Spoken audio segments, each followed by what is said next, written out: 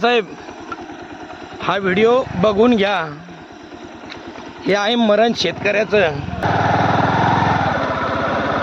जवळपास एक नव्हे दोन नव्हे तर तब्बल 100 ते 200 जनावरांचा ताफा आहे.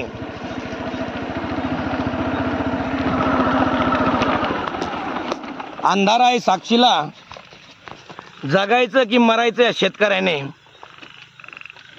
साहेब, आता एक नव्हे दोन नव्हे तर ज्याचं शेत मध्ये भेटल ना त्याच्या शेताचा पूर्णपणे धुव्वा उडाल्याशिवाय ही गँग राहणार नाही. ही गँग आहे 100 ते 200 जनावरांची.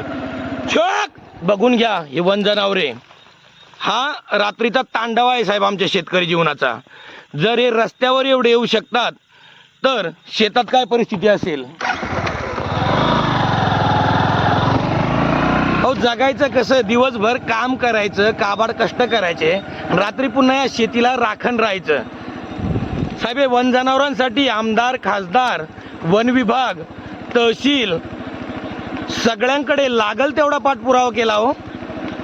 पण पदरी काय तर फक्त कागदोपत्री गठ्ठा भेटला आम्हाला आणि केराची टोपली. हटाय साहेब, आम्ही आता मरणाला उदार झालोय. आम्हाला मरण द्या साहेब, खरंच मरण द्या. एकतर आहे त्या पिकाची नासाडी उघड्या डोळ्याने बघा. निसर्ग साथ देत नाही. ओला दुष्काळ, कोरडा दुष्काळ, रानडुकर, आता ही जनावरे, हरणा. अहो, एक ताप नाही ना आमच्या भोवती. हा, त्यात सोन्यासारख्या पिकाला एवढा जीव लावायचा आणि पदरी काय हो आमच्या? भाव ठरवण्याचा अधिकार सुद्धा आम्हाला नाही. अरे कसं जगाव? ह्या रान जनावरांना कुठंतरी नेऊन घाला ना. वन विभागाने धरून न्याव, कुठंतरी गोशाळेत द्याव. अहो, आमच्या जीवाला उदार झालोय आम्ही. खरंच मुख्यमंत्री साहेब, जो कोणी कृषी मंत्री, वन मंत्री काय जे असेल ना, त्या अधिकाऱ्यांनी पगार घेऊ नये. आमच्या शेतकऱ्यांचा तळतळाट घ्यावा साहेब, ही मनातून इच्छा आहे. तब्बल 400 जनावरांचं झुंबड आहे. 400.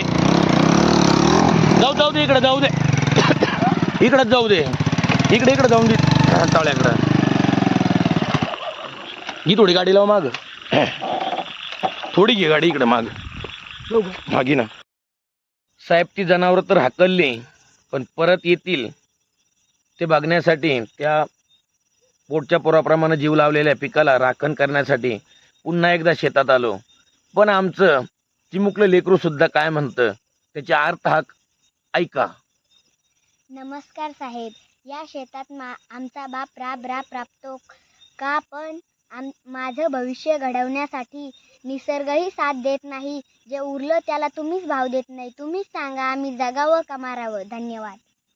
मग सांगा साहेब, ह्या मुलीचं कुठंतरी भविष्य आम्हाला घडवायचंय साहेब. ज्या मातीत आम्ही स्वप्न पेरलं तेवढं तरी परत खर्च निघल का नाही त्याची आम्हाला शाश्वती नाही. ह्या ओल्या दुष्काळानं आहे ते पण गेलं, पण तरी आम्ही खचणारे नाही. आम्ही पुन्हा लढू, रब्बीत ते उत्पन्न काढू. आम्ही आत्महत्या करणारे नाही. पण त्या सोन्यासारख्या पिकाला संरक्षण आणि सोन्यासारखं भाव द्या साहेब. एवढीच अर्थ हा काय. लाख संकट आहे आमच्या जीवनामध्ये.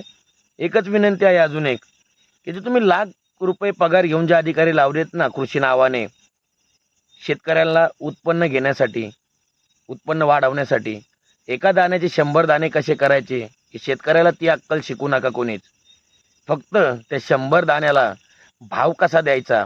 आणि 1-2 तरी अधिकारी कृषी जीवनावर, शेतकरी जीवनावर असे लावा की त्या शेतीला खर्च किती आला त्याची टॅली करा आणि त्यातून उत्पन्न किती भेटतं आणि तो का आत्महत्या करतो याची खरंच चौकशी करा.